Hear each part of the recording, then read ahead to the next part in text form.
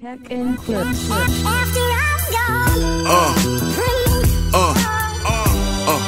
Yeah. Okay, guys, welcome back to the channel. Yes, if you're new on here, yes, you're very much welcome to the channel. You know, my name is Philip. Yes, so nice to meet you. And you know, in case you're wondering, on this channel we do music reactions to your favorite songs, to your favorite bands, to your favorite artists. And if you know, by in case like this is the kind of content you're very much interested in, you know, tap in, subscribe to the channel, join the family. It's all love, no negativity up in here. Yes, we are back with, this is not a music reaction, this is a reaction to a brief history of Led Zeppelin. Yes, I mean, you guys already know we've been listening to Led Zeppelin, right? You know, we've done a couple of reactions to them. You know, I know we have Robert Plant, we have Jimmy Page, right? But I mean, I love to discover, you know, how these bands, you know, came into existence and what, you know, what they've been through and their journey to prominence, you know, definitely, you know. So yeah, shout outs to this channel. The beat goes on, you know. I mean, he is responsible for, you know, putting these you know, documentaries together, you know, for us to check, you know, and be informed about our favorite bands, you know, our favorite artists, you know. So yeah, definitely a big shout out to him. Yes, a brief history of Led Zeppelin. Yes, without wasting much time, let's dig right in. This is a long one, you know, so stick with me, you know, till the end. I would be very appreciative. Let's go.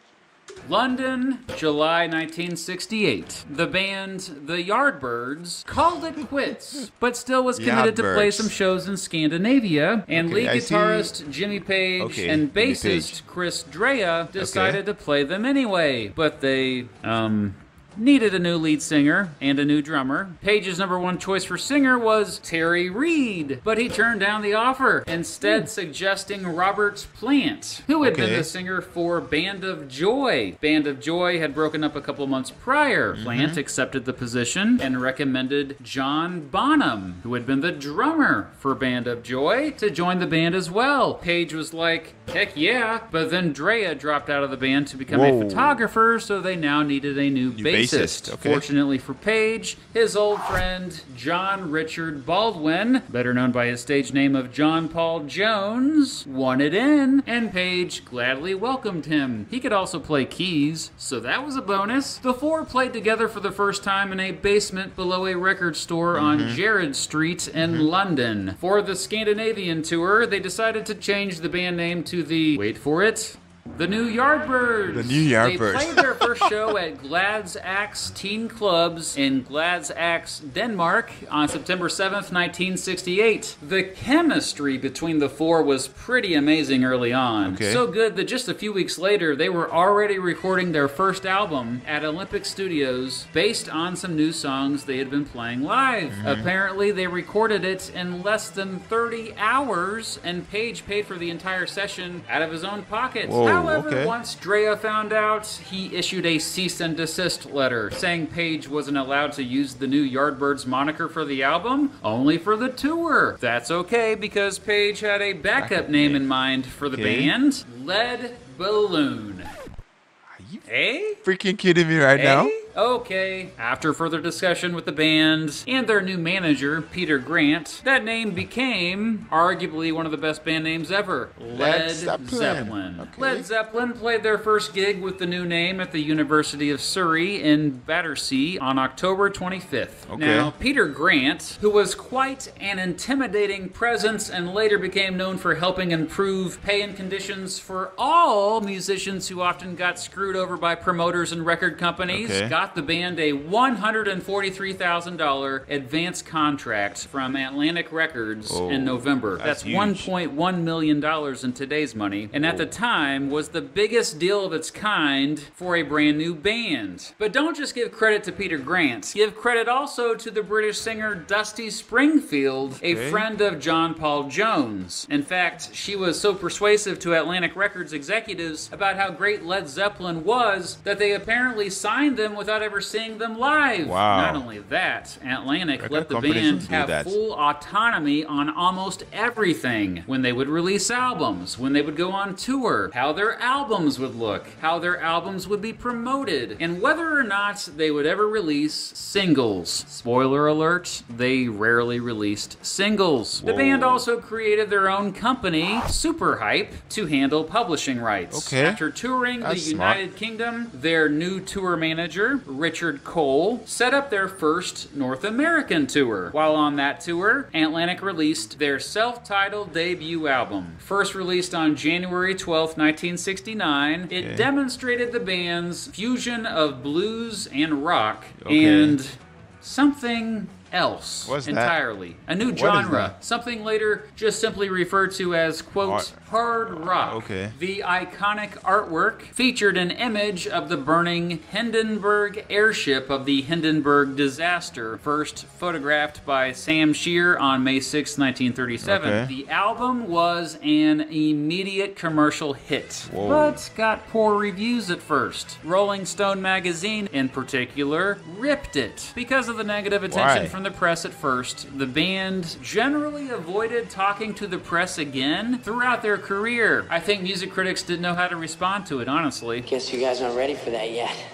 I guess so. But your kids are gonna love it. In fact, Rolling Stone later praised the album. The band did release a single off it, Good Times, Bad Times, which was also the opening track. Other standout tracks that ended up on the radio anyway were Dazed and Confused and Communication Breakdown. Okay. Their self-titled debut is now considered one of the greatest albums of all time. Led Zeppelin spent the majority of 1969 touring relentlessly to promote the album. That year, they completed 4 UK tours and 4 American tours. Okay. They generally avoided television appearances, preferring their fans see them live instead. Meanwhile, they found time to already record their second studio album in between shows at several different recording studios. Okay. Just like their debut album, Jimmy Page produced it, but this time, Eddie Kramer came in to help. These songs were even heavier and just different than anything else currently in the mainstream. Okay. They wrapped up recording in August, and Atlantic first released the album, called simply Led Zeppelin 2, on October 22nd, 1969. Wow. Rock That's a radio long time stations ago. played the heck out of Whole Lotta Love, but it was 5.5 minutes long, so pop stations avoided playing it. Atlantic was like, guys, let's edit this sucker down so pop stations will play it. The band was like,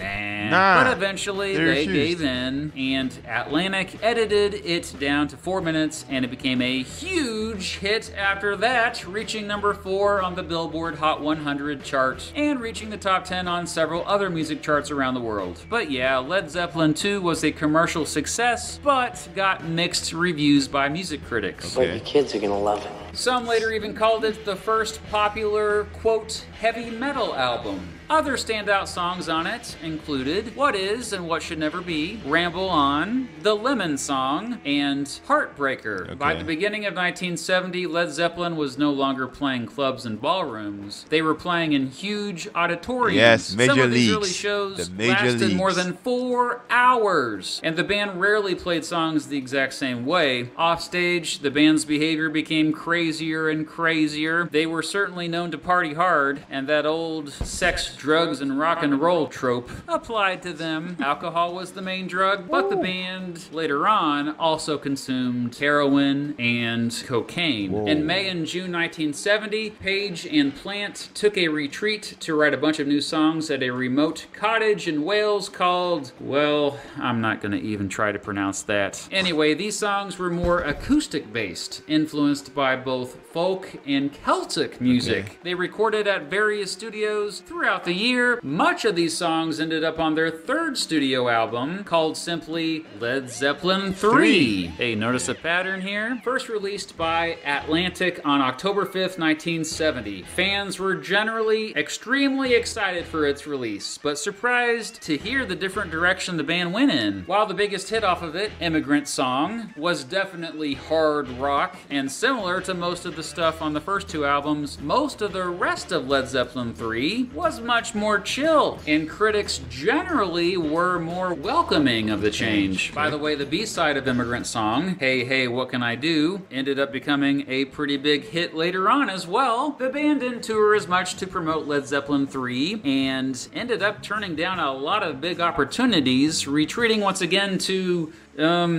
yeah, that place. Okay, to write that's more like songs. That's Meanwhile, their secret Led Zeppelin place. was becoming not only the most popular, but the most influential band in the world. Wow. And they were about to become even bigger after the release of their fourth studio album, which never officially had a title, by the way. They recorded it from December 1970 to February 1971 at Basing Street Studios in London, but mostly at a country house in Hampshire, England, using the famous Rolling Stones mobile studio. After noticing a dog that hung around the country house, Page and Jones named a new song they wrote Black Dog. They also recorded a little song called Stairway to Heaven. Okay, well, not so little. Clocking in at just over 8 minutes, the song eventually became one of the most popular and iconic rock songs of all time. For this album, guest musicians like Ian Stewart came out to help record. Atlantic released the untitled album on November 8th, 1971. Based on what their first three albums were called, fans ended up calling it Led Zeppelin 4. It was an absolute smash success. This time, even critics loved it. Eventually, it became the band's best-selling album, with an estimated more than 37 million copies shipped worldwide. Radio stations played the heck out of Stairway to Heaven. In fact, even though the band never released it as a single, it eventually became the most requested song on FM radio stations in the United States in the 1970s. The band did release two singles from Led Zeppelin 4, the aforementioned Black Dog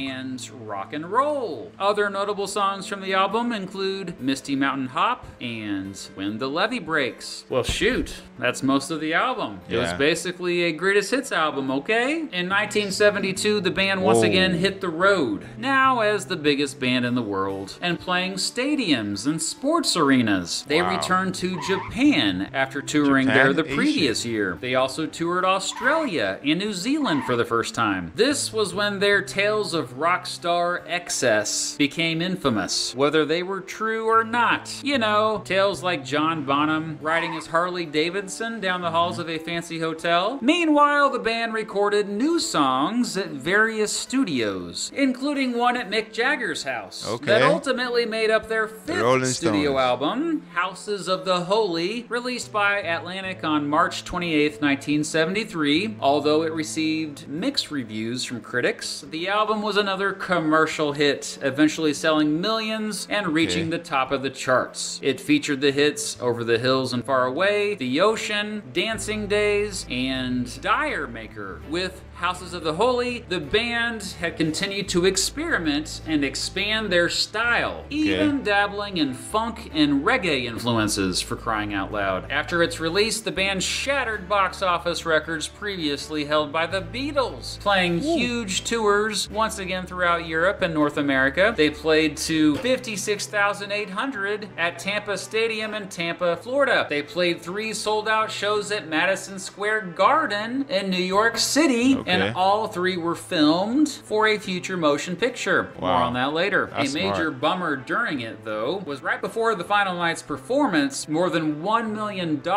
adjusted for inflation, was stolen from the band's safe deposit box at the Drake Hotel. The money was never recovered, and obviously it made Peter Grant very a lot of money. Angry. Definitely a lot of money. The money is reportedly the largest amount ever taken from a hotel safe deposit box in New York City. Oh, I forgot to mention that they toured that year in a giant plane. Yep, a former Boeing 720 passenger jet called the Starship. In the fall of 1973, the band took a bit of a break before heading back to the studio. However, there were many delays. First, John Paul Jones wanted to quit the band, but Peter Grant talked him into staying. Really, Jones and the rest of the band just needed time off. While most of 1974 was quiet for the band, they did create their own record label label that year called Swan Song Records. Atlantic Records, however, negotiated to still distribute their stuff. The first album to be released by Swan Song was their 6th studio album, Physical Graffiti, released on February 24th, 1975. It was actually a double album featuring not only songs recorded in 1974, but songs recorded in previous years, going back all the way to 1970. It was probably their most diverse album yet, and was another commercial success, eventually selling more than 16 million copies, their second biggest selling album ever, and debuted at #1 on the UK album charts. Critics also generally loved it. Plant later expressed that Physical Graffiti represented Led Zeppelin at its creative peak. That said, you won't hear most of these songs on classic rock radio stations today. The biggest hit was probably Kashmir, but even that song became bigger much later on. Basically, Physical Graffiti didn't need to be a radio-friendly album. Everyone loved it anyway, and it caused the rest of the band's discography to re-enter the charts, by the way. They returned to the Starship for another major North American tour. In May, the band played 5 sold-out shows at London's Earl's Court Arena, which at the time was the largest arena in Britain. In the fall, they planned on touring again, but had to cancel after Plant and his wife, Maureen, got in a major car crash while vacationing in Greece. If it weren't for a blood transfusion, Maureen would have died. Plant got a broken ankle and was unable to perform. Since they couldn't tour, they decided to write some new songs in the final months of 1975 while Plant recovered. In just 18 days in November, they recorded some new material with Plant singing his vocals in a wheelchair. Unlike previous albums, all but one of the songs on this new album were only credited to Plant and Page, not the entire band. Swan Song released their 7th studio album, Presence, on March 31st, 1976. Most music critics these days say it's the band's weakest album, but it still received solid reviews at the time. It definitely still demonstrated that the band wasn't done experimenting, as seen with the single Candy Store Rock, which one music critic described as a mix of Buddy Holly and David Bowie, and I think that's a perfect way to describe it. While Presence did debut at #1 on both the American and UK album charts, sales had gone significantly down compared to their previous few releases. This may have been since they didn't tour to support the album. Instead, the band took all that footage from the 1973 Madison Square Garden shows and turned it into a movie called The Song Remains the Same. I highly recommend it for a glimpse into not only the band at its creative peak and popularity peak, but a glimpse into what life was like for them behind the scenes at the time. Warner Brothers released it on October 20th, 1976, and it ended up making $12 million at the box office. Swan Song also released a live soundtrack album to complement the movie. It hit the top of the music charts as well. In the spring of 1977, Led Zeppelin finally was able to go back on tour. However, they didn't tour in their home country to avoid paying taxes. In the United States, though, they continued to break attendance records. 76,229 fans attended their show at the Silverdome in Pontiac, Michigan, the most ever for a single-act show up to that point. However, the tour had some problems. On April 19th, police arrested 70 people as around 1,000 fans tried to storm the gates, throwing rocks and bottles to attempt to break into a sold-out show at the Riverfront Coliseum in Cincinnati, Ohio. During the show, a fan died after falling from the 3rd floor of the Coliseum. On June 3rd, their Tampa Stadium show was cut short due to a severe thunderstorm, even though tickets said, quote, rain or shine. After this, some fans started a riot, and this led to several arrests and injuries. At the July 23rd show at Oakland Coliseum in Oakland, California, John Bindon, the band's infamous bodyguard, known for his short temper, beat the crap out of members of the local security team. In a second scuffle, Peter Grant and John Bonham got involved, and 2 days later a SWAT team showed up and arrested them, along with Bindon and tour manager Richard Cole. They were all charged with assault. After they were bailed out, the band flew to their next show in New Orleans, where Robert Plant learned that his 5-year-old son had suddenly died from a stomach virus. Wow. They immediately canceled the rest of the tour and never played in the United States again after that. At the end of 1977, the future of the band seemed to be in jeopardy, and indeed, the public didn't hear much from them over the next year. By September 1978, though, the band was itching to get back to making music. When they did get together, they went crazy with the experimentation this time, especially Jones with his synthesizers. Okay. At the end of the year, they recorded some new songs at Polar Studios in Stockholm, Sweden. These songs were definitely much different than most earlier Led Zeppelin stuff. In particular, they were less heavy. You could say more built for pop radio, actually. Although the band wasn't completely satisfied with the new stuff, they released what would become their 8th and final studio album, In Through the Outdoor, on August 15th, 1979. Wow. It was another commercial success, hitting the top of the music charts in several countries. It also featured 2 pretty big hits, Fool in the Rain and All My Love, which was a tribute to Plant's son who had died. Wow. While In Through the Outdoor also went on to sell millions, critics were generally more,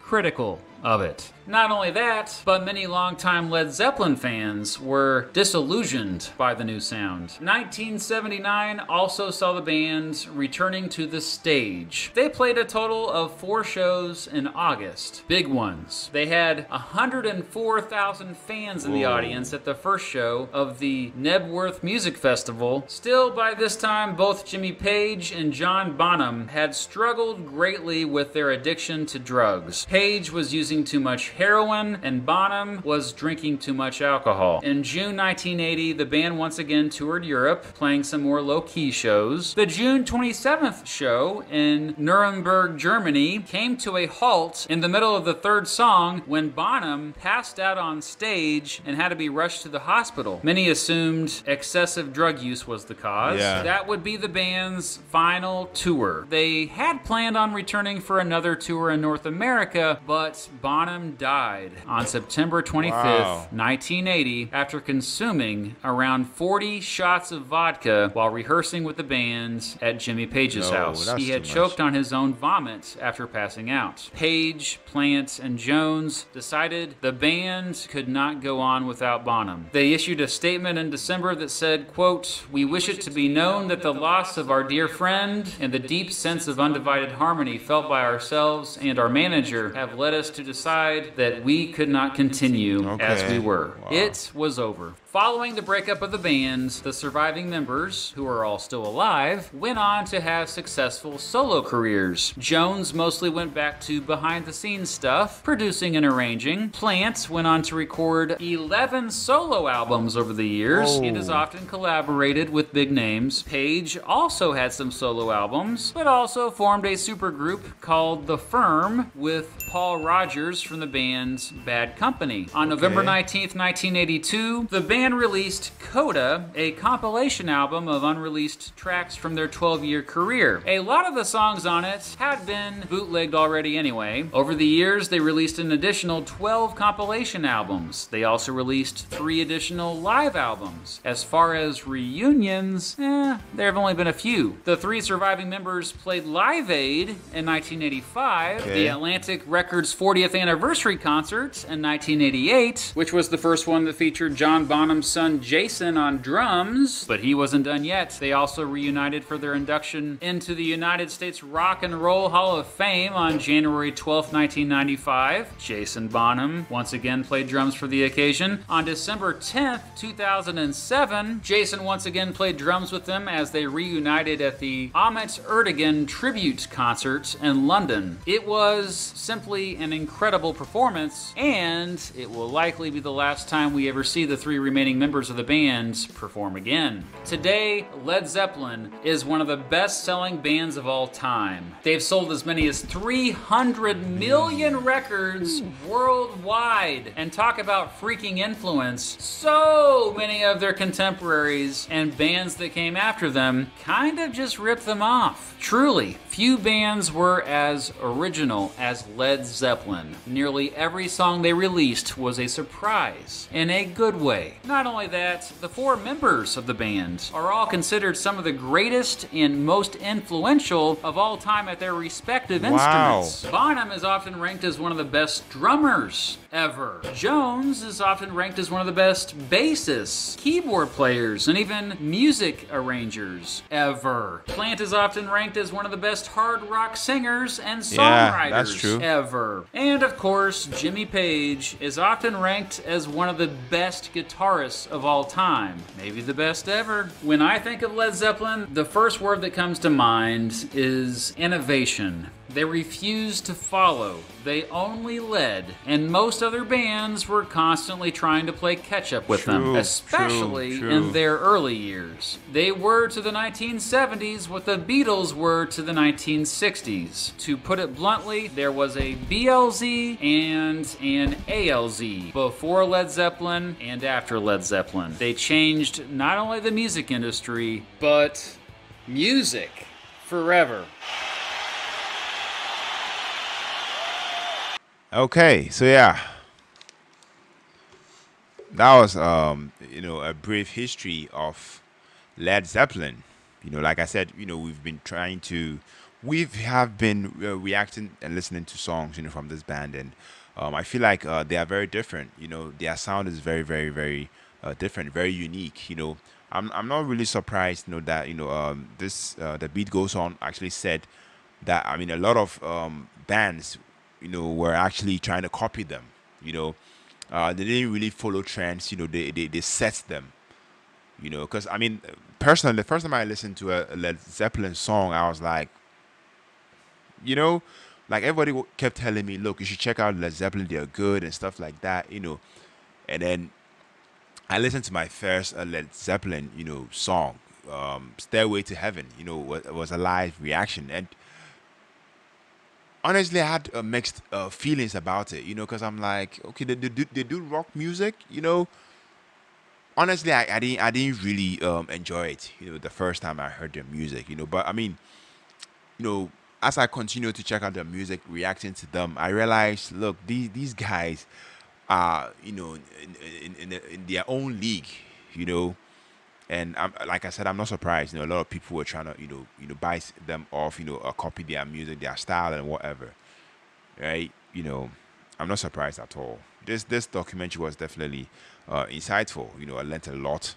You know, it's rather unfortunate that, I mean, they broke up right after, you know, John Bonham, you know, passed. You know. And I mean, this whole thing about cocaine, drugs, and stuff like, does it come with rock star life?